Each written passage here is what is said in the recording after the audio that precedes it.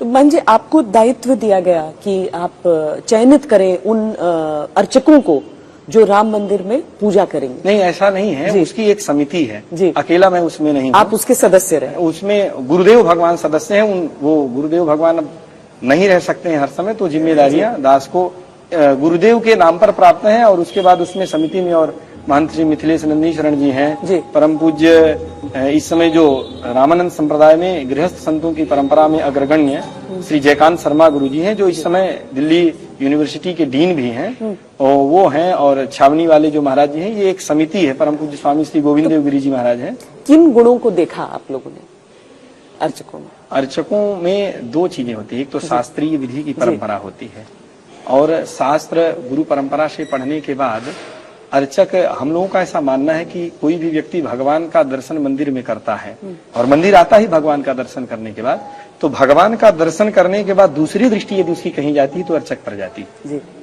तो अर्चक को देखने के बाद उसको कहीं से, क्योंकि देवता की पूजा वही कर सकता है जो देवता के समान, शास्त्रीय प्रमाण है, देवो भूत्वा देवम मिले।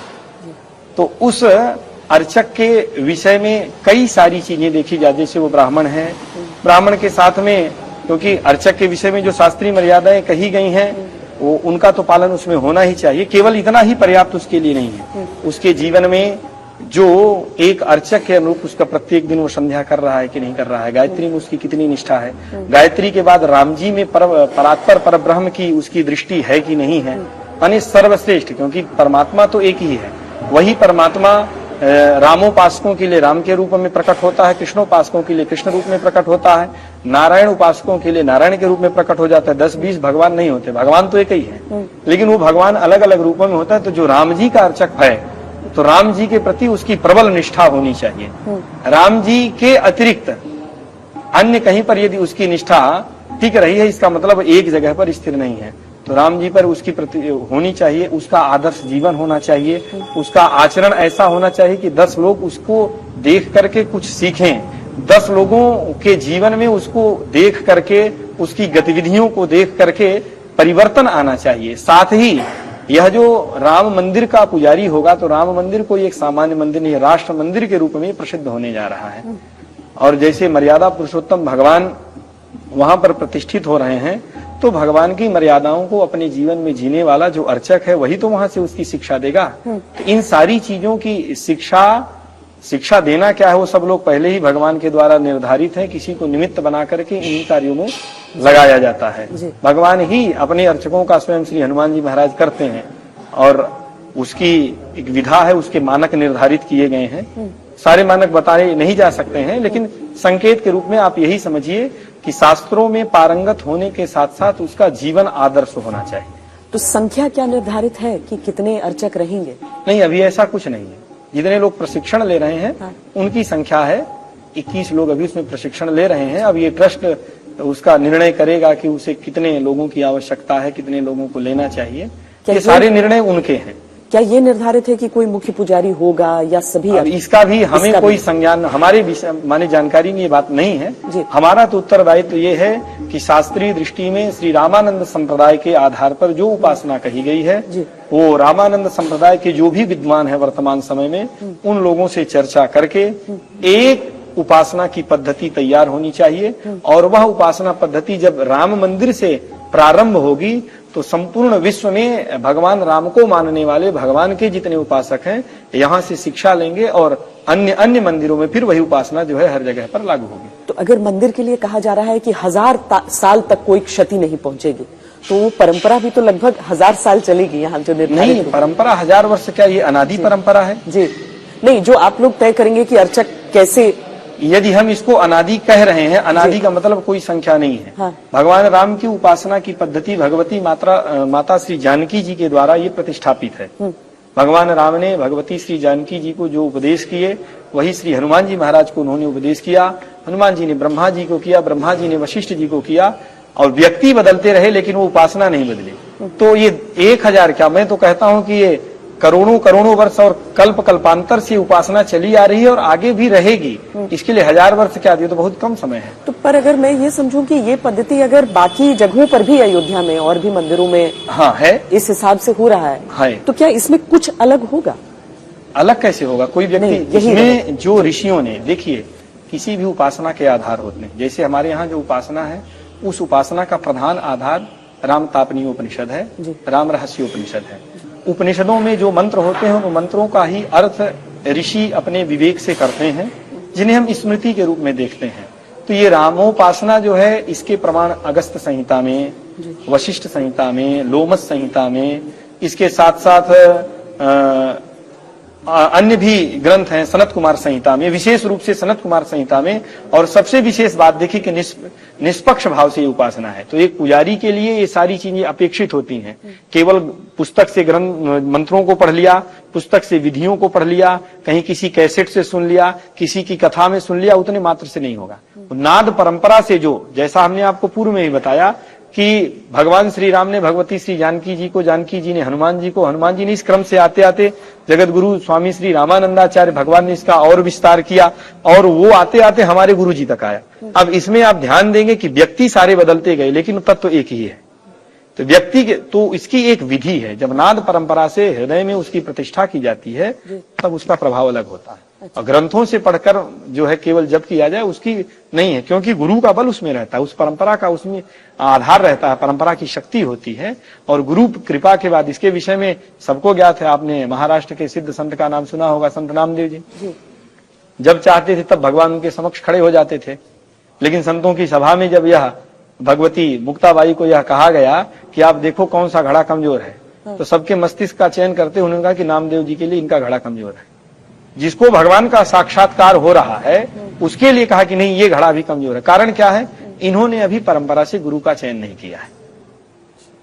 और भी इसमें आपको एक और रहस्य की बात बताएं, संतों के यहाँ जो बात की जाती है, भगवान श्री राम को ही हम आगे करके बात करते हैं। तो भगवान श्री राम बाली के युद्ध के क्रम में पहली बार बाली सुग्रीव का युद्ध हुआ, तो सुग्रीव का भगवान ने रक्षण नहीं किया। और भगवान से पूछा गया क्यों नहीं किया, तो उन्होंने कहा कि दोनों एक जैसे दिखते हैं, इसलिए हमें ये भय हो गया कि कहीं बाली के क्रम में हम तुम्हारा वध कर देंगे, तुम हमारे मित्र हो।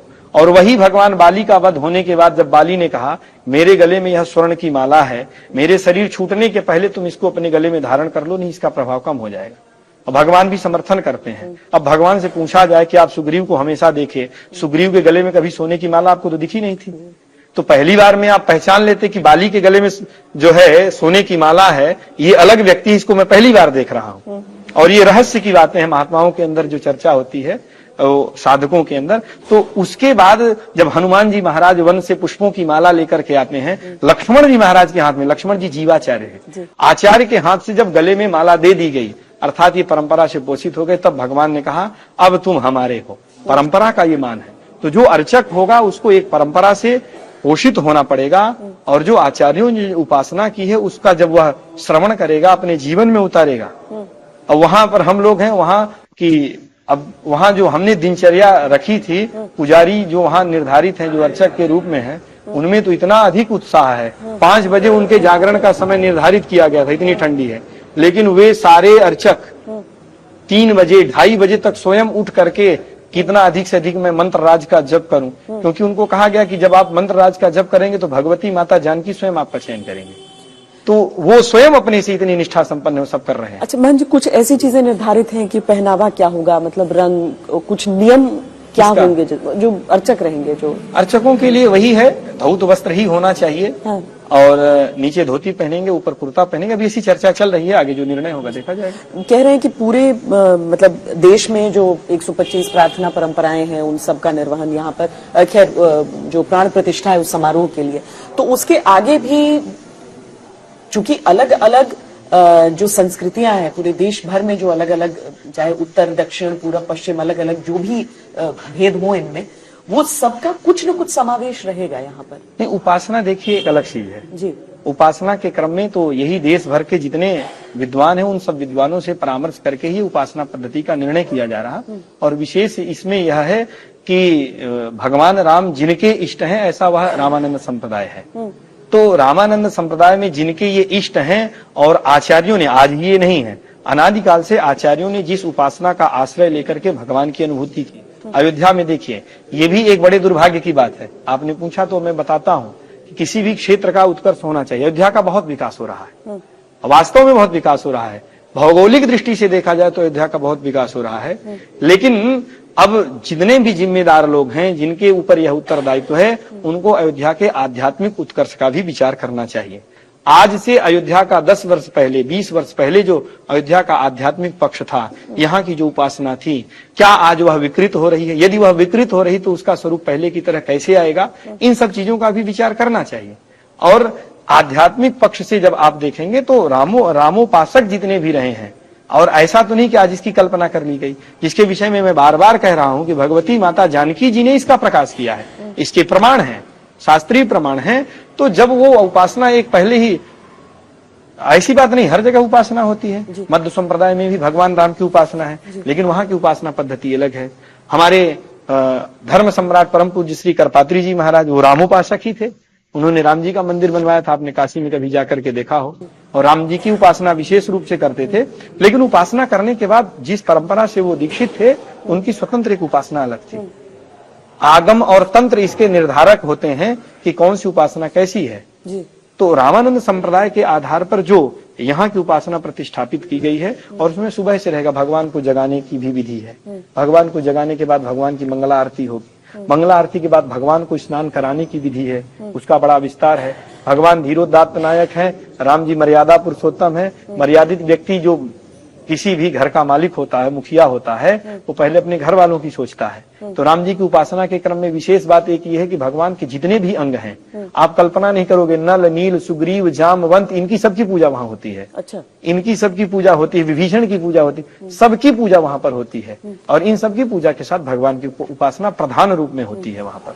और एक आखिरी अंतिम प्रश्न जो मैं पूछना चाहती हूँ वो ये कि ग्रंथ आप उसकी रचना कर रहे हैं राम मंदिर के लिए, एक समिति कर रही है, उसमें ये भार मुझे मिला है, ये समझिए, मैं अकेला नहीं कर रहा हूँ, समिति है। और उस ग्रंथ के लेखन के लिए भी अभी तक हमें उपलब्ध जितने भी ग्रंथ हैं, इस ग्रंथ का प्रधान आधार भी आपको बता दें, जगतगुरु रामानंदाचार्य भगवान ने वैष्णवों को जीने के लिए एक पद्धति लिखी जिसका नाम वैष्णव मताब्ज भास्कर हुआ। उनकी उपासना कैसी है, इसमें उनके शिष्य रहे जो उन्होंने उनसे कुछ प्रश्न पूछे और उन प्रश्नों का उत्तर देने में ही सारी पद्धति हो गई। वैष्णव कहाँ रहे, किसकी उपासना करे, किसका ध्यान करे, कौन कौन से व्रत करे, तो इन सारी चीजों को जब उन्होंने लिखा, इसको लिखने के बाद उन्होंने भगवान राम की कैसे पूजा करनी चाहिए इस बात को भी उन्होंने लिखा।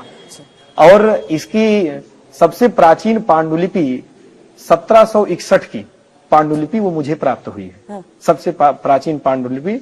और भी अन्य भी जितने ग्रंथ उपलब्ध हुए हैं आचार्यों के, उन समस्त ग्रंथों को देखने के बाद कहीं ऐसा ना हो जाए कि कहीं किसी से विरोध हो जाए, तो सारी चीजें एक मत में एक रहीं, इस बात का ध्यान करते हुए उसमें भगवान की उपासना के क्रम में भी भगवान की यहाँ बाल रूप में उपासना हो रही है, तो हर चीज का ध्यान रखा जा रहा है। भगवान को भोग भी लगाया जाएगा तो क्या लगाया जाएगा, भगवान जैसे भगवान मधुर है, बाल स्वरूप में एक बालक के लिए जब भोग लगाया जाएगा तो मधुर से मधुर, ज्यादा कठिन चीजें भी नहीं रहे, एकदम मुलायम चीजें नहीं, इन सब चीजों का 5 वर्ष का बालक खाए, हाँ उस प्रकार से प्रत्येक, क्योंकि भावग्राही जनार्दन, तो हर चीज का ध्यान वहां पर रखा जाएगा।